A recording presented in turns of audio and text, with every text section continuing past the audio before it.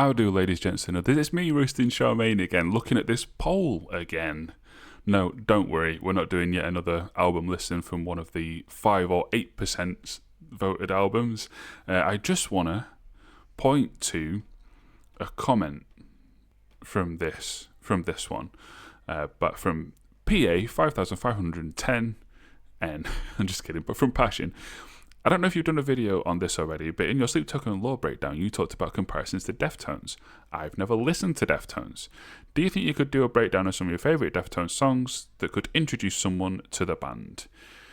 And you can see that there that I've replied to this already. And I just kind of replied with my the short that I made. I can't remember how long ago it was, but I just did like a top 10 my favourite Deftones songs.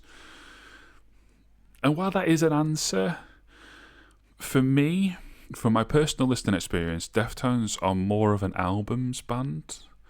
And so recommending odd songs, whilst that is valid, I think that Deftones work better when you listen to the full albums. I don't know why.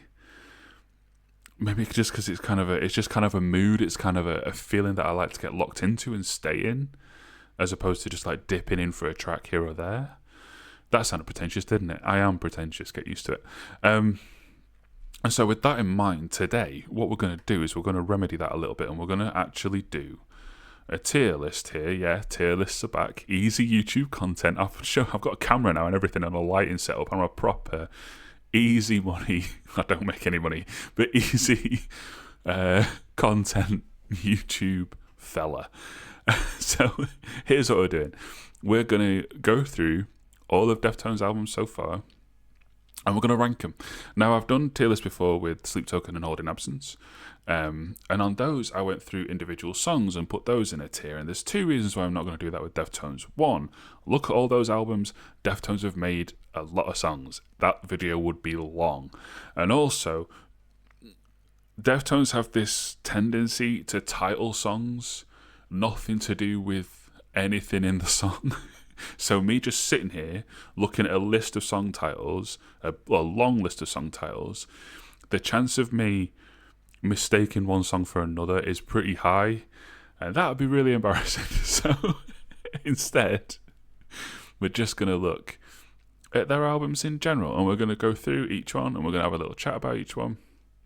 If you're already a Deftones fan, I'm sure you can shout at me in the comments for how wrong I am.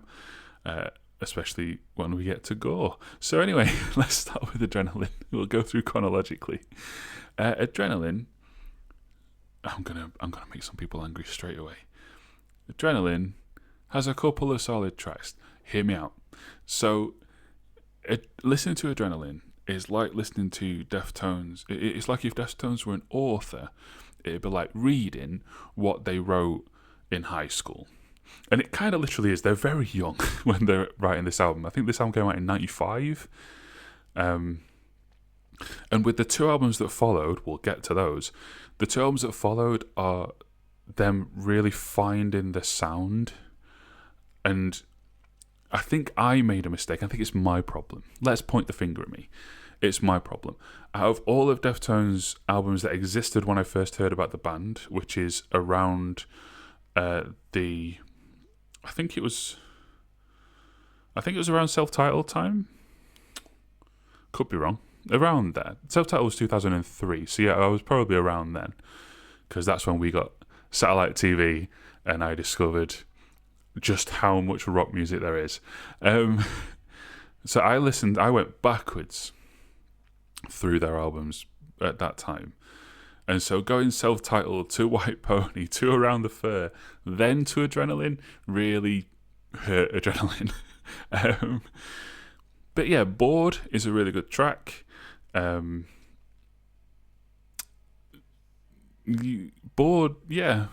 is really good. Root's really good. I don't have much to say about the rest, to be honest. But I do have quite a lot more to say about Around the Fur, because it's a fantastic experience. It's not an ATF all-time favourite, but it is an outstanding album. And if we're going to pick out tracks, I mean, the commenter asked for tracks.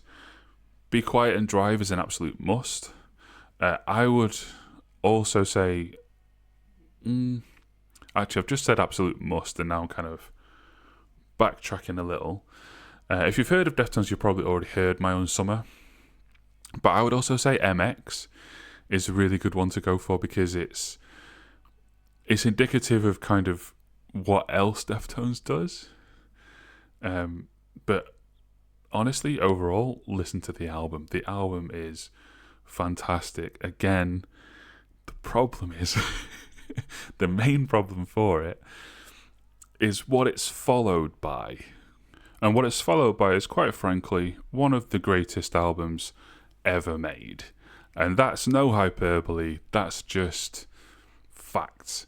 You have Digital Bath, one of my favourite ever songs on there. You have Passenger featuring Maynard from Tool, one of the sexiest songs that shouldn't be sexy of all time.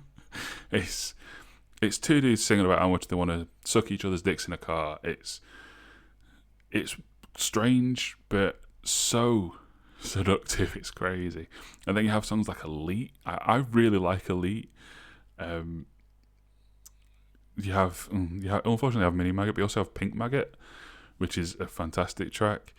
And just, Career, there's too many tracks to mention. Just this album in general is one of the best ever made. If you haven't already listened to the entire thing, please go and do it. It's unbelievably good. And it goes in ATF, and it's not the only one that will. But another that won't, I'm afraid, is self-titled. So we're listening to it now, but the problem with self-titled, I nearly put it in a couple of solid tracks, but there's more than a couple. There's a few. But gonna keep saying this. It kind of suffers from the fact that it follows White Pony. Like, you hear White Pony and you think, all right, this is what Deftones are.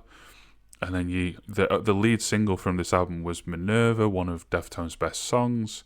Check that one out, definitely. Feels like floating, it's amazing. But then the album itself, there's tracks like Hexagram, which are, very, very good, but it just feels like less. And it's a disappointment, really. It's not their best. It's better than Adrenaline, but it's not on a par with the two that preceded it. But where they do refine their form, and I'm going to get stick for this. You're on this camera now because I moved the mouse. That's how I've changed it, by the way. I've changed it to when the mouse is active, I'm on this one because I'm looking at the screen. And then if I leave the cursor still, we're back up here. Let me know how you think that feels. But this Saturday Night Wrist is going in ATF, and in fact, it's going to the top of ATF. Why? Well, quite simply, that came out the summer I turned 15. That's it. That's my answer.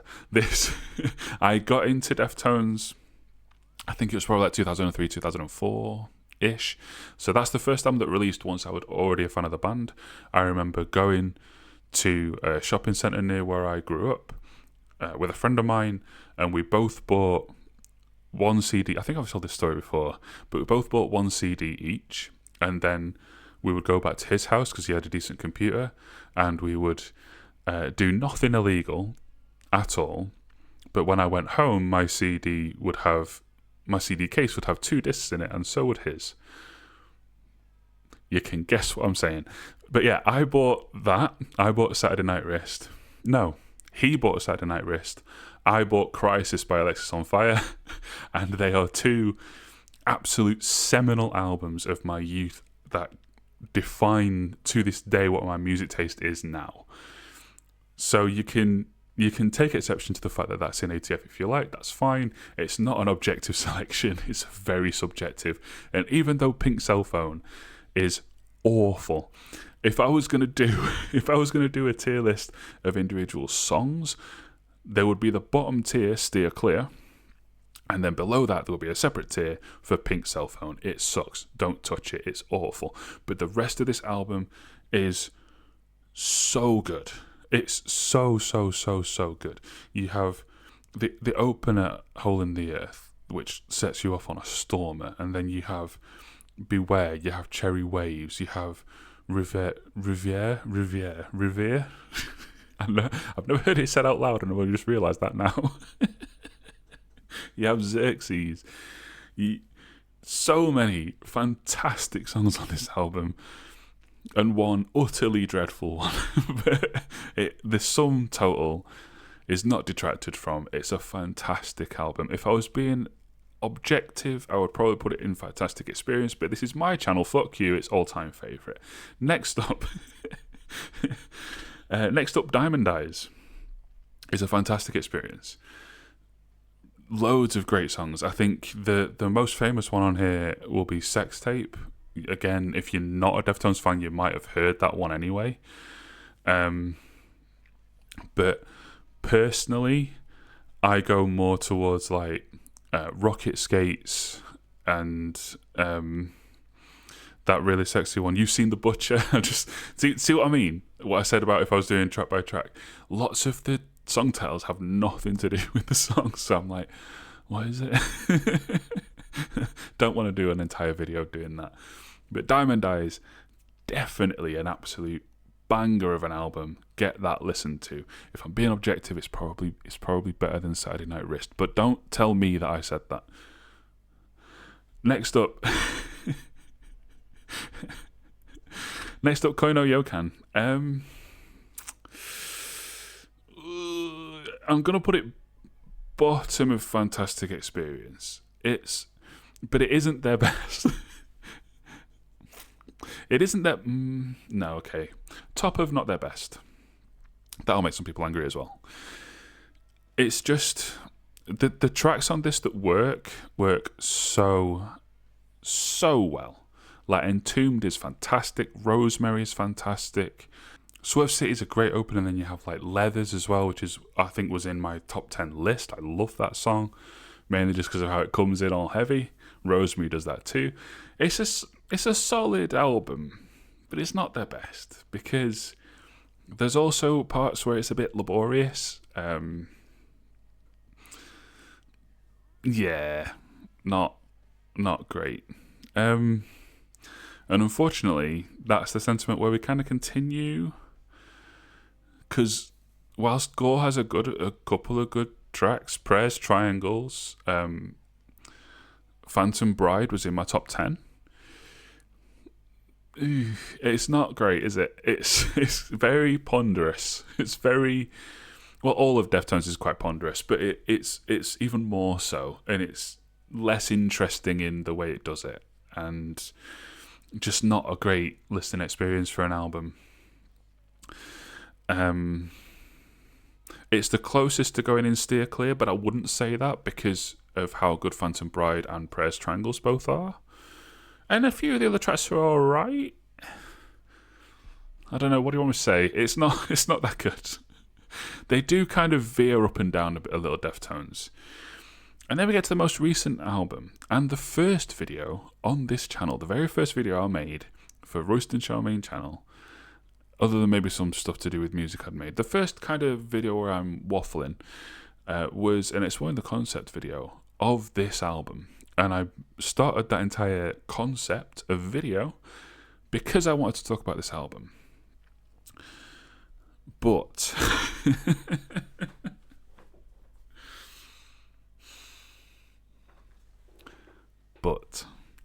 as much as the lyricism of it meant to me at the time and still does,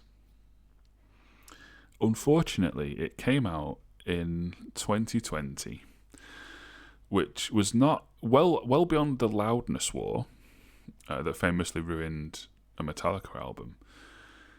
But it was kind of at the beginning of a period that kind of went on till about 2022. It infected an Alexis on Fire album as well, actually, and a Foo Fighters album, and loads of others, I'm sure, where for whatever reason, I don't know why, but rock producers at the time got it into their head that they could just compress the absolute living shit out of everything so that there's no dynamics and everything's at the same volume and everything sounds crackly. And so while I really enjoy this album, it has to go in not their best just because it sounds bad. It doesn't sound good. Like, Ceremony is such a good song. The title track is a great song. There's another one that was in my head a moment ago, but it's gone now. But again, because the title has nothing to do with anything. No, find it in your brain. It's there. It's something about error. Just title the song so I can remember them, please. But it's a good album. The writing's good, the music's good. But please, like, you could. I'm sure you could fix this with a bit of talent and an EQ or like maybe a DAW and like change, the dynamics of it. A panoramic EQ, you can maybe fix a lot of the problems with it. But it's hard to listen to the album because there's just that fuzz is just always there. And hey, maybe it won't bother you, but it bothered me. It bothered me at the time, and it bothers me still now. And as much as like songs like Genesis are so good, they could be better if they were mixed better. And for a band that's making their 1, 2, 3, 4, 5, 6, 7, 8, 9th album, you shouldn't be having like basic production issues. Yeah. Sorry, not sorry. And that's such a shitty negative to end this on. Damn it. But that's my opinion. So, what was your name again? Sorry, mate. What was it? Oh yeah, PA 5510N. If you want to know what Deftones you should listen to, realistically, start with White Pony. Actually, no, start with Around the Fur and then go White Pony. And if you prefer the kind of like harder edge stuff, I'd go Diamond Eyes. And if you purely just want to listen to what I like because of nostalgia, in fact, if you're the same age as me, go for Saturday Night Wrist, even though you didn't listen to it at the time, so it'll have no nostalgia. I don't know. I should move that down, shouldn't I? No, I shouldn't. This is my channel. I decide the rules. And until the future, you should all drive safe.